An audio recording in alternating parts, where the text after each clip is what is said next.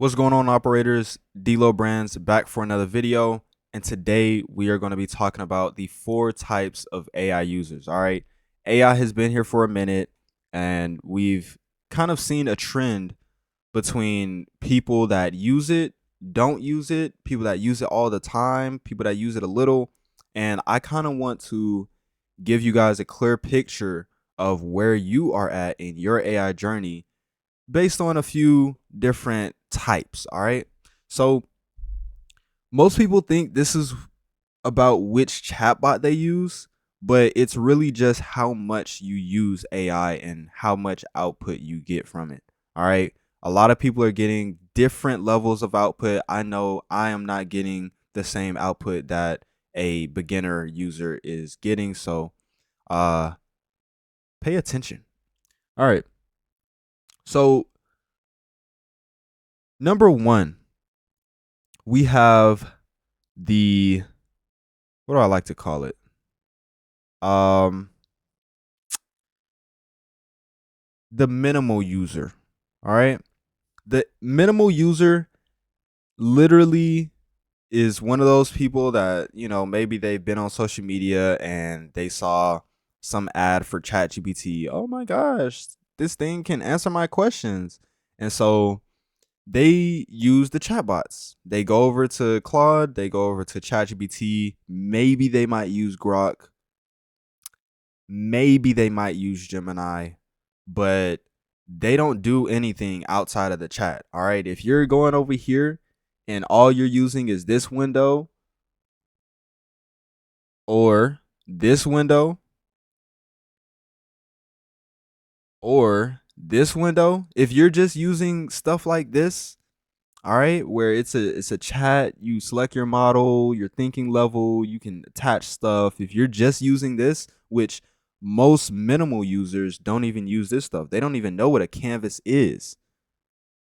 Like, they may use image generation sometimes when it's, one of those trendy chat GBT things, like one of these, see, messy mode, slam dunk. You use stuff like this, but that's it. All you're doing is coming in here and saying, uh, can you tell me about the NBA finals? That's what you're doing. And that's just a minimal user. It's giving you what you asked for, but you're not getting anything done. You're not having it attached to any tools.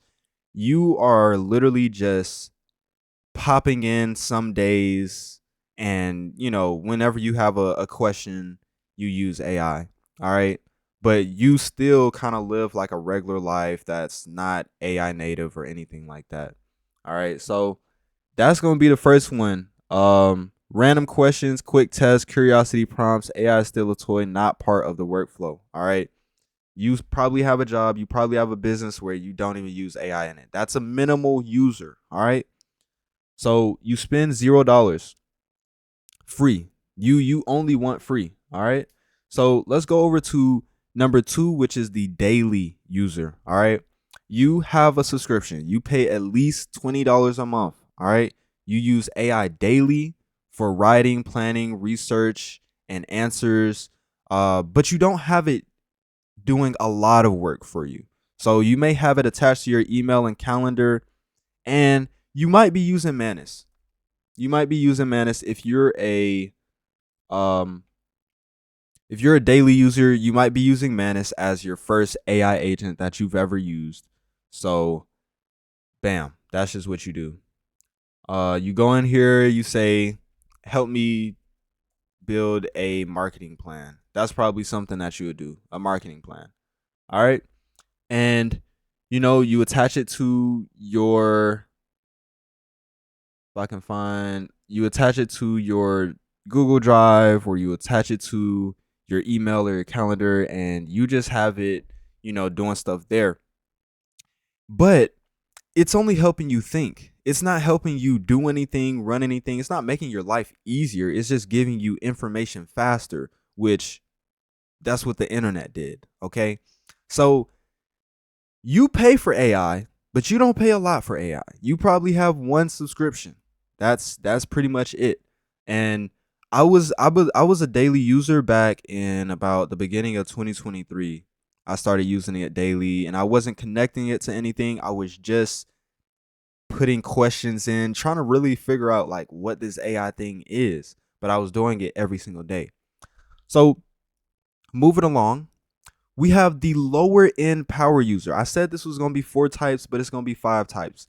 The power user has 2 categories: the lower end power user and the higher end power user. This is the lower end. You spend at least $100 per month on AI tools. All right. That may be one ChatGPT subscription, one Claude subscription, and maybe you have a Higgsfield subscription or like a Creative Hub subscription or a Cursor subscription if you're a vibe coder. All right. So you don't spend a little bit. You spend a good amount per month. Like this is not a regular subscription to have per month. So you have multiple subscriptions, multiple workflows, and multiple agents. All right. These agents could be stuff like Manus, stuff like Lutra, and maybe you utilize Codex and Cowork for tasks, but you don't really have any 24/7 agents. All right. And this is when your thinking is a little bit different, when your outputs that you're looking for from AI are going to shift. All right. So AI, as a lower end power user, you're using it for real outputs. All right. You're using it for real images that you're posting for your businesses, or real tangible workflows and skills that you're creating for your position at your job or whatever. And you go from thinking about just the prompts to thinking about the system behind the prompt. All right. And this is where AI becomes more serious. You are literally like embedding yourself in this new type of thing. And this is like what I would call a beginning AI enthusiast. Like you have made AI a part of your life. You're going to use this thing, you pay for it. You kind of have some of your operations staking on these tools being here. So that's a lower end power user. Now we have a higher end power user. All right. So you spend at least $200 per month, multiple max subscriptions, meaning you probably have a GPT Pro. You probably have a GPT Pro, fucking right here. All right. You probably have a GPT Pro. You probably have a Claude Pro. You probably have some credits that you're using on OpenRouter. You probably have other subscriptions with other platforms like Higgsfield. You probably have the $60 subscription, Manus subscription. And you know, you really know what AI can do, and you are putting it to work to do it for you. That's the whole point of a higher end power user. You want to make the most tangible output, or the most tangible implementation for AI in your specific workflow. And AI does a lot of the heavy lifting for you. All right. So when you're going from lower end power user to higher end power user, it's kind of like you going from a trial to a main subscription. Like as a lower end power user, you're just kind of trying to throw some money at it to make sure that you're not going to waste your money. And then when you realize that you're not going to waste your money, you turn into a higher end power user and you go ahead and, just throw everything at it. And you probably have multiple 24/7 agents running for you. I have multiple 24/7 agents running for me. I have OpenClaw. I have multiple Codex agents that run autonomously. I had a Claude agent, and I have a Bud agent. If you guys saw one of my last videos, Bud is the easiest platform in order to, start your first agent that has its own computer, it has its own workspace, its own files, its own abilities, things of that nature. So I have one of these and I can text it. All right. So that is a higher end power user. A great example of this would be Bridgemind. So if you guys know who Bridgemind is, the YouTube channel, shout out to him. He's a super high end power user because he has multiple max subscriptions. He is multiple platforms, building his own platforms. AI is running multiple things for him. Like, that's a super high end power user. I would consider myself a higher end power user. I spend more than $200 per month, and I have multiple agents running 24/7. And then we're gonna get into the expert. All right. This is kind of like if you're a runner, there's a difference between people that ran in high school and people that just started running. you know they don't have any team or organized running experiment or experience. That's what an expert is. An expert is one of the people that has known about AI before 2022. They've probably working with the companies. They have early access to AI models. They have insider information. They probably use local AI. They probably build their own agent harnesses, like how Claude Code is an agent harness. They build their own agent harnesses on their local AI that's run on their NVIDIA supercomputer, and that's just what they do. They are really like the um Iron Man and Jarvis type of situation. They really have it like that. You probably have formal education. You probably have a degree in either computer science or computer engineering or AI something, machine learning, stuff like that. You probably have some real tangible exposure to the power of AI and the cutting edge of what is going on. And you probably have some God mode agent skills and workflows most users will never see. I know there are tons of people that are on GitHub with private repositories that are going crazy compared to this open source stuff. Like, people are building some really, really nice stuff. And if you're at this level, you know what the AI needs to perform best. So you can literally fully customize your experience. Like, as a Ask Chat anything, as a minimal user, you aren't customizing anything. You aren't even putting custom instructions inside of ChatGPT. You're really generic. But once you get over to the expert, you have custom instructions. Look, you probably have something like this. I'm gonna show y'all something. I'm gonna show y'all something real quick. You probably have something like this.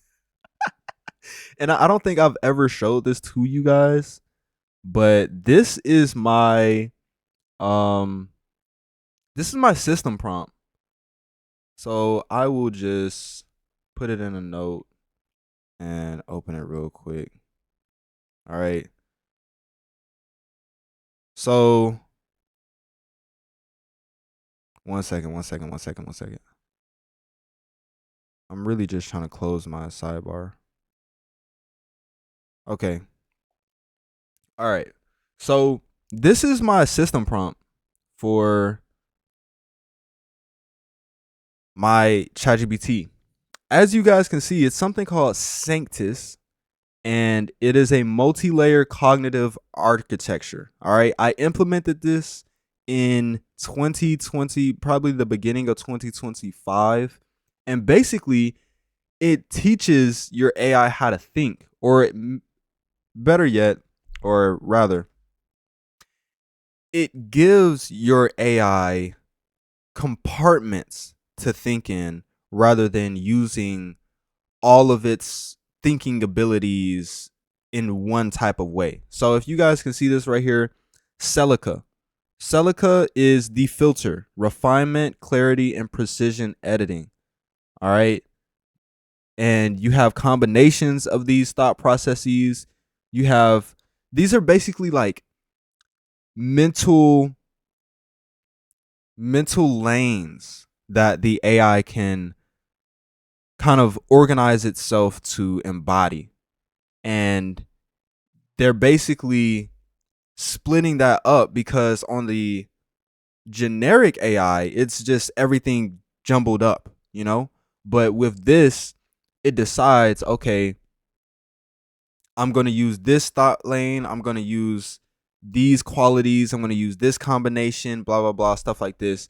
And if you're an expert, you probably have something like this because this is just what experts do. Like, they just like to, you know, customize stuff. So put down in the comments which one you are, guys. It's about the output. How much output are you really getting from AI? And if you're not getting a lot, I would suggest you join the AI Educate AI Lab because you can get more output just by paying $1. Just by paying $1, you can get the skills that you need. You can get access to GitHub repos. You can get access to agent operating systems, prompts, all types of stuff, files. And that is how you're going to go from a minimal user to a daily user, from a daily user to a lower end power user, then to a higher end. And then, you know, I don't think a lot of us are going to hit the expert level because we're not going to work in that area, or we're not going to, you know, dive that deep inside of it. But, you know, becoming a higher end power user, you're going to have companies run by AI. You know, experts have multiple companies run by AI. So put down in the comments what area you think you are. The reason this spin signal is free is because experts sometimes get free credits from whatever they're, you know, associated with. And which one are you? Put down in the comments. Let us know. Are you only asking questions? Is AI producing real output? Or are agents running without you?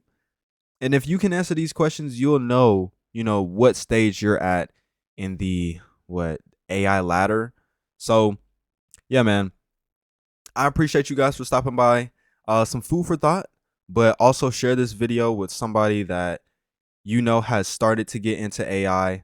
And yeah, check out my last video, which is talking about the Claude Corpse, because chances are if you're a minimal user or a daily user, you probably qualify for that, or a power user. So check it out. You can get paid $90,000 for an entire year.